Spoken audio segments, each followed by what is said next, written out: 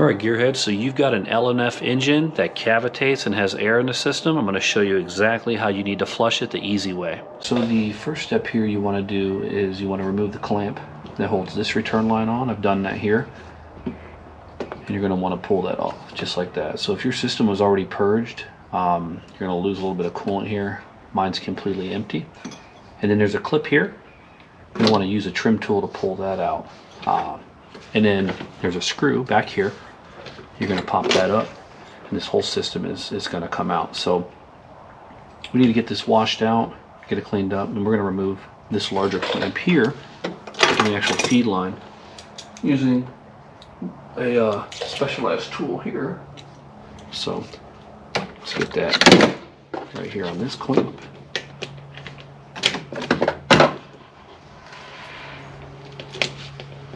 We're going to get this. It's a little better than using a pair of needle nose pliers here. Alright, just going to pull that off right there. I'm going to slide this back just a little bit.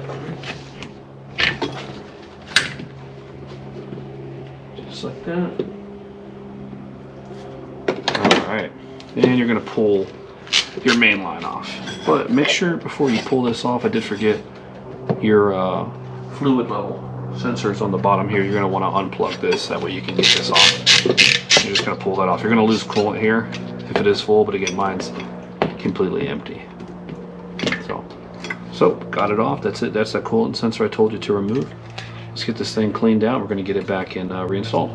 So now that you have your reservoir cleaned out here, expansion tank, whatever you want to refer to it, I noticed a lot on the forums people are saying this car lacks a double tank system. Well, you know, in fact, if you actually look inside of the tank, there is two chambers here, and they flow essentially almost both ways, and they're walled out from here to here. So really your return is filling in this area, and your feed is filling this section here back into the system.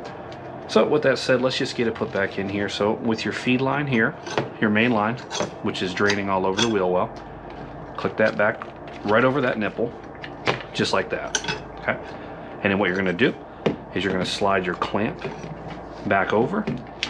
Now many of you probably don't have a specialized tool like this, but makes life easier. So with your clamp in a good position, remember, put it where you can get to it again. We're just going to release.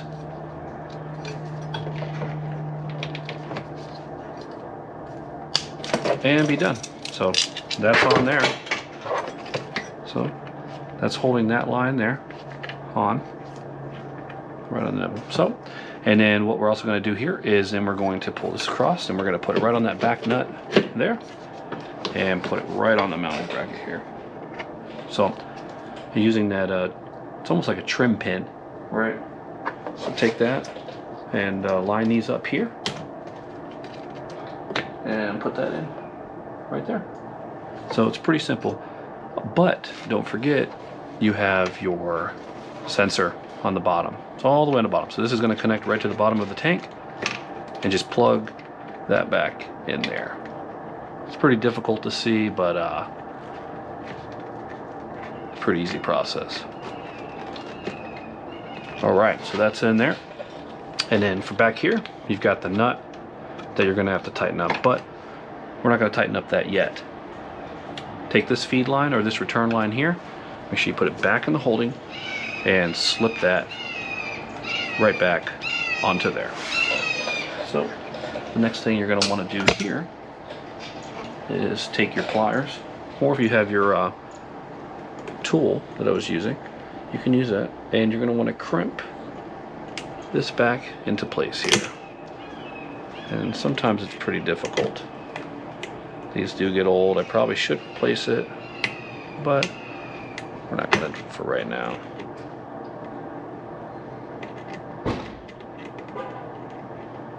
Whatever. Here, let's grab my tool here.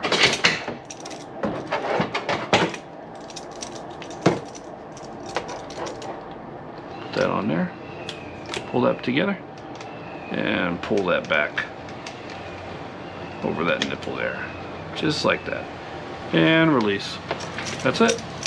So that's on there. So what we need to do now is we need to fill it. So using your funnel, we're going to fill this system all the way up, and then we're going to completely purge it. And I'm going to show you the way that I do it.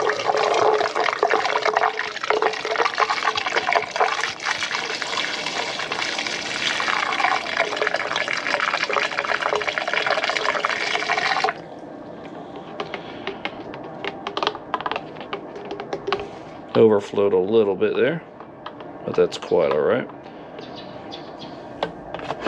All right, so now that we have this system completely filled up, we actually need to pressurize. So I've kind of missed a step here, so we need to actually remove this, and we're going to put this into a feed jug. But before we do that, I've got a OEM cap here. This one originally came with an aftermarket one, absolutely a piece of junk. The designs are completely different. So go ahead and take your cap and put that on there for now.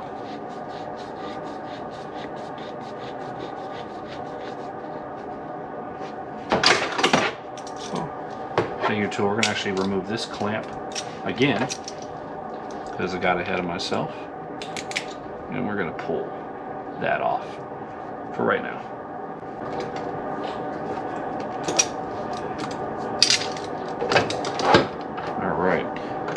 So take your coolant and what you're going to feed your excess into. You're going to take this line here. You're going to put it right into that jug. Just like that. So a lot of other YouTube videos tell you to crimp off all these lines. There's no reason to. We've already installed check valves into the system, so the air is not going to go the opposite way, and there's no way for it to go the opposite way for the fact that we're feeding it through the tank into the back of the intake. I'm sorry, back into the thermostat back there where it routes through. So let's get the air compressor turned on. We're going to set it to about 15 psi, and we're going to push the system through, and I'm going to show you how I do it. So taking your air gun here. So we're about 17 psi. It's pretty close. We're going to put it right on here, and we're going to push through. You're going to watch this coolant actually go down. And it's going to feed through here all the excess air.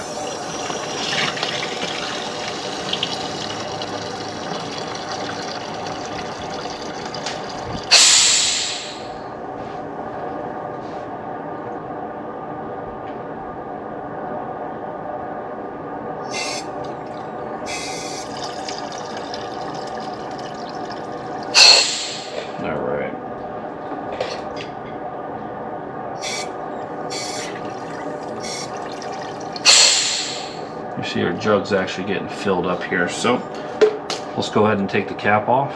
We're going to take our excess that was flushed through, we're going to pour it back in, and we're going to repeat the process. Alright, so we've poured our excess back in, we've got our return line into the jug, and we're going to repeat the process again.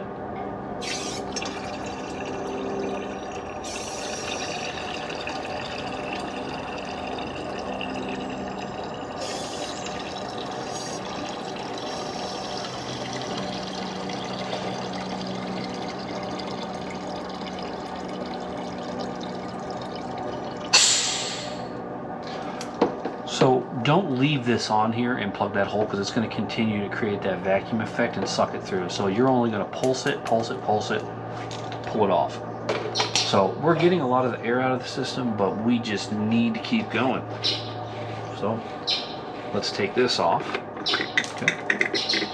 Take your cap off. Going to put your funnel back in there. Now there's that return line right here.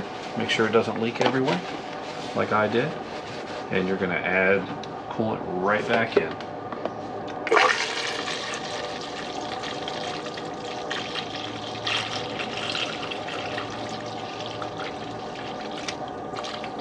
So this is a very, very, very tedious process, and you're going to do this maybe 5, 6, 7 times before you actually get it right. There's a lot of air in the system.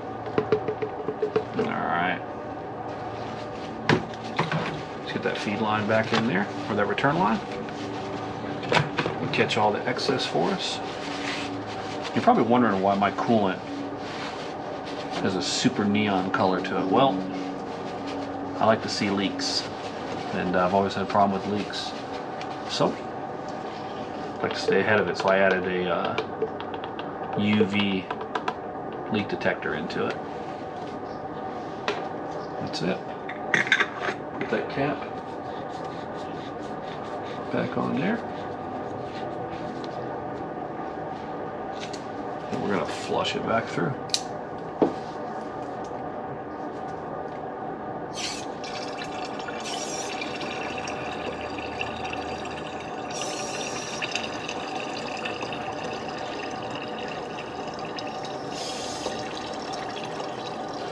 So what that compressed air is doing, it's pushing that fluid through. It's pushing it through the feed, filling all the crevices.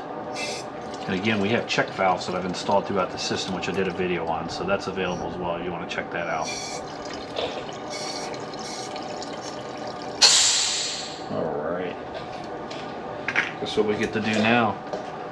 Get to do it again. Fun stuff. Take that cap off. Put your funnel in. Okay.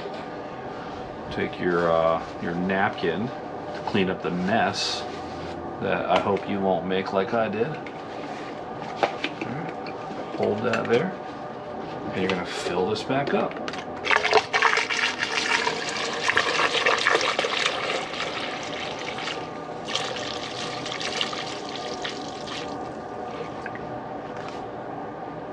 And you might hear it flowing through the system just a little bit, especially with those check valves. I noticed that there's definitely a difference in sound throughout the cooling system, especially when trying to flush it. All right, and let's repeat that process. Take that out.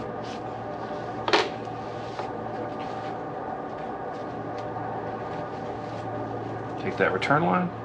Put it right back in there. And put that cap back on.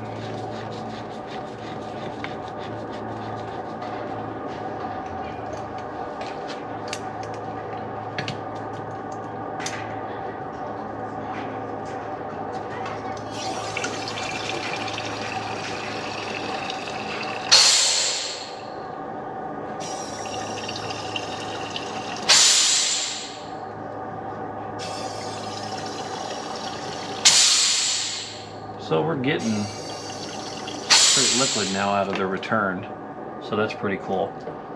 It sounds like we're getting to where we need to be.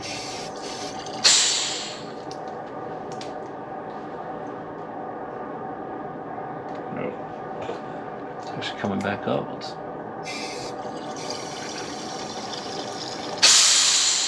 All right, getting close.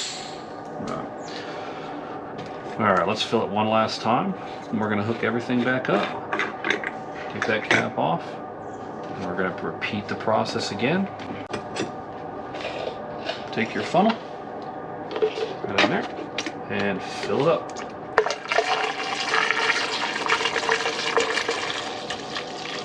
And make sure all the tanks in there equalize. Again, there are 2 tanks in there. So let's see.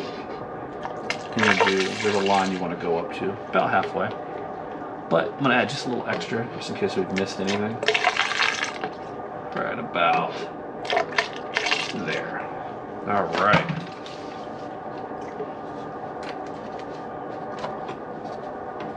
So let's grab our return line here. Alright, we're going to push it right back onto there. Look at that. It's already pushing in. So we've got a little bit of a vacuum effect going on. So we're going to remove that there. Put your cap back on.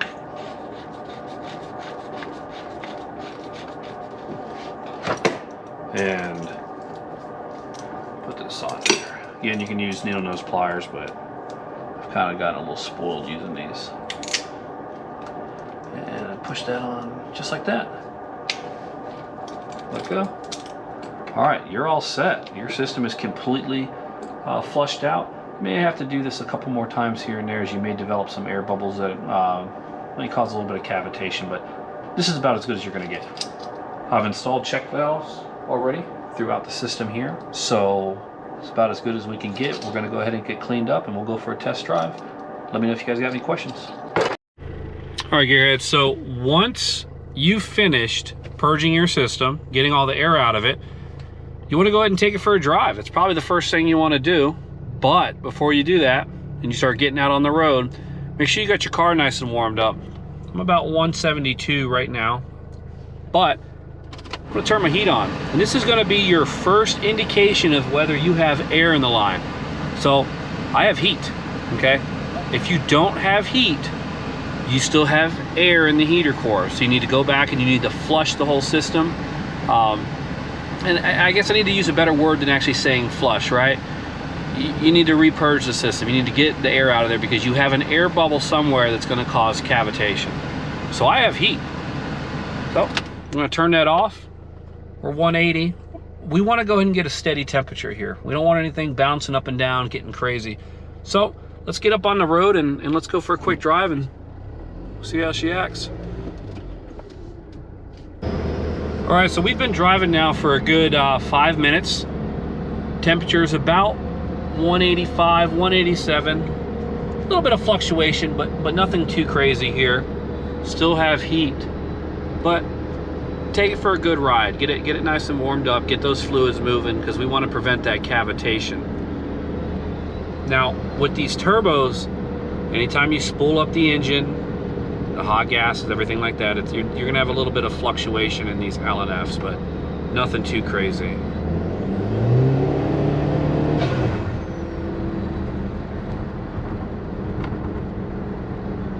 About 183.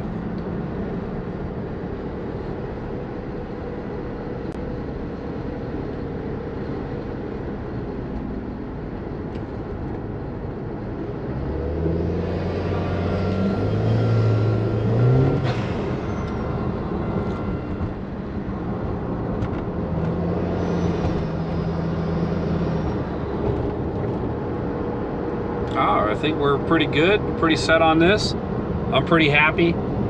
Purge valves are in. Prevents the air going backwards into the system. We're not getting any wild fluctuations. We've flushed most of the air out of the system, I hope.